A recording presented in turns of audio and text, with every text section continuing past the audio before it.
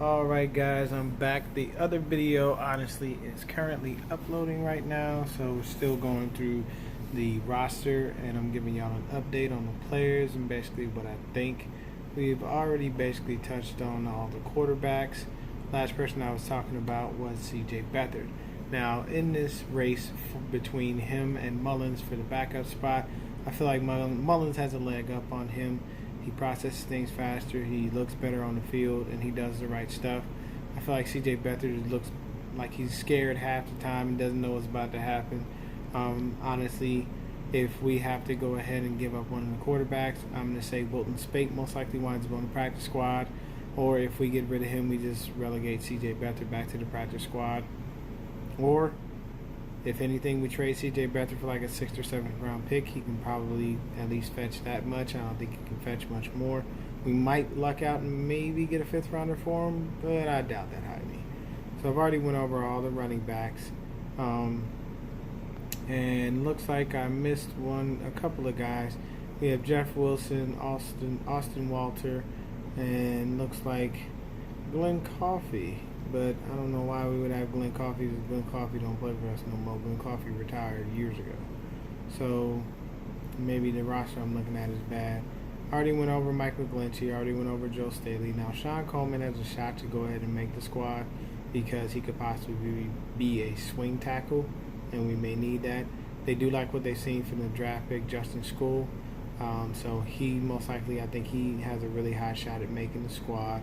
We got another guy here named Ross Reynolds, but he's not really known, so I don't think he's going to really make the squad. As far as our linebackers, of course, talked already about Quan Alexander. We got this kid David Mayo. I don't think Mayo makes a team. I think Mayo is just taking up the spot right now. We've got Elijah Lee. Lee came on pretty strong toward the end of the season, and he was playing right there alongside Fred Warner, basically where Quan is supposed to be playing. So I think Lee will make the squad again because he just has proven himself to be, worthy of being on the field. And once again, if Quan ain't even healthy for training camp and can't even get out there week one, we're going to have somebody out there with him. Next up, we have Malcolm Smith. Malcolm Smith has had an injury-plagued run while he's been with us, and when he's been on the field, he's been completely subpar. He is not the same dude that he was while he was in Seattle. So, we keep him, but I don't know why. I feel like we should have cut him a long time ago. I'd rather just take the dead cap space and have a guy just take up space on the roster for, a situation where we could just put somebody else out there. We have Dre Greenlaw, our guy that we drafted. I already talked about him. Then we have Mark Nzacha. Nzacha is like a practice squad player / guy that we call up when we need somebody if one of our linebackers get injured. So I don't see Nzacha making the active roster, probably back to the practice squad for him.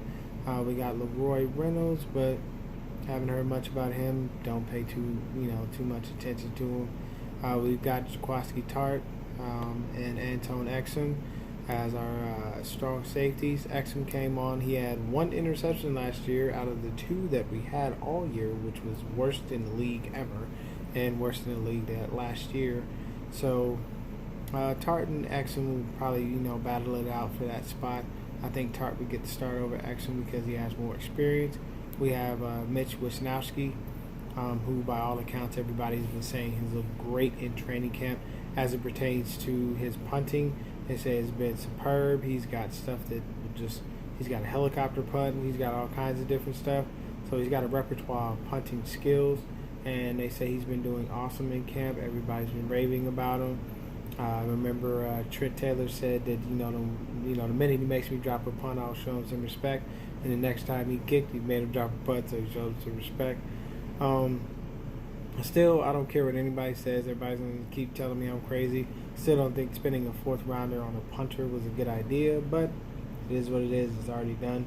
Then we have Adrian Colbert. He's coming back off of an injury, so we're going to hope that he's able to start, out there at free safety. But there's a big battle because you got Adrian Colbert, you got DJ Reed, you got Marshall Harris. So the issue that we have is we got 3 good guys that can play the position, but Reed more so has been doing great as our slot DB. Marcel Harris came on strong and played fairly well when Adrian Colbert was out. He didn't do so great with his tackling, but he did all right. Still got Kyle Nelson as the long snapper. He's a long snapper. That's pretty much about all you're going to say as far as him. We got this kid behind him named Colin Hova. He's another long snapper, but nothing to really be concerned about. We got Weston Richburg and Eric Magnuson, both of our centers, and we got another guy, Wesley Johnson. I think Magnuson and Richburg make the squad because Richburg is technically the starter. We just got to get him healthy enough to a point where he can play the whole season because we paid him a lot of money too, taking him from the Giants, who probably are one of the worst offensive lines when we went ahead and decided to pay this guy. So it's going to be either him or Magnuson. And then we come up with Eric Armstead. I spoke about him. DeForest Buckner, enough said. Let's see here. We've got Sheldon Day. Day came on and played very well for us. DJ Jones as well. He played very well for us. Looks like we got a guy, Kevin Givens. We got Cedric Thornton, Aziz Al-Sahir. But as far as Givens and Cedric Thornton, probably not going to make the squad. I think we'll most likely stick with the tackles that we already know of. We'll have Eric Armstead. We'll have DeForest Buckner, Sheldon Day, DJ Jones. We'll have those guys there. I already spoke pretty much about all the receivers we have outside of Kendrick Bourne and Richie James. Richie James is fighting for a roster spot, and so is Kendrick Bourne. From what all accounts, everybody is basically stating that, Jalen Hurd and Deebo Samuel are locks to make the squad over these two guys. Now, KB was our leading receiver last year, and he had like 4 or 5 touchdowns. So I have no idea how you've got Jalen Hurd beating out KB. I mean, I like Jalen Hurd. I like his versatility and how he's basically a little bit of a Swiss Army knife when it comes to what we have as far as a wide receiver. But KB been showing out, man. He been doing his job. You can't be mad at that dude. You can't cut him because you think that Jalen Hurd's going to do better than him. Jalen Hurd wasn't even healthy through training camp. There's another through OTA'S, so that's another situation. Richie James, banking on him coming back because he's a great returner, and at the same time, I think he can develop into an awesome receiver. If we cut him or place him on waivers, somebody's going to claim him quick because they're going to see the potential for the return game, and at the same time they're going to see him as a nice shifty slot guy that's going to kill you. So if we let him go, somebody's going to pick him up and get a great receiver. Trent Taylor showed out all throughout OTAs, all throughout this offseason. Says he's been feeling greater by all accounts. All the reports coming out of OTAs and from all the coaches say that he looks amazing. He's back to form. We got Jordan Matthews, like I said, oft injured guy. Not necessarily too high on him. Don't really want him to make the squad. Have no idea why we signed him. I know he's a big body receiver, but it's not really a big thing because he spends 90% of his time on injured reserve. So I don't see the point in having him. We got Malik Henry, Sean Poindexter. So I think that Poindexter was the one who was making a little bit of noise in OTAs, but he's probably not going to make the squad. You're going to have this as a serious battle, basically, between Marquise Goodwin, Jalen Hurd, Kendrick Bourne, Richie James, Trent Taylor, Jordan Matthews, Deebo Samuel, and Dante Pettis. Now, if you want me to give you everybody that makes a squad, this is how I feel like it should work out. I feel like we should have Deebo Samuel, Dante Pettis, Marquise Goodwin, Kendrick Bourne, Richie James, and Trent Taylor. That's 6 receivers. That's a deep squad. And I guess Jalen Hurd should be able to make it because he is a Swiss Army knife. But at the same time, I don't feel like we should just cut Richie James or cut Kendrick Bourne because Hurd, is a little bit taller. Kendrick Bourne is 6'2", Jalen Hurd 6'5". You know what I'm saying? So, I don't know. I feel like Bourne already knows the system. He doesn't have to learn anything. He's well worth keeping. But that remains to be seen. Looks like we have, of course, the tight ends. We got George Kittle. We got Garrett Selleck. I feel like Selleck's going to get cut.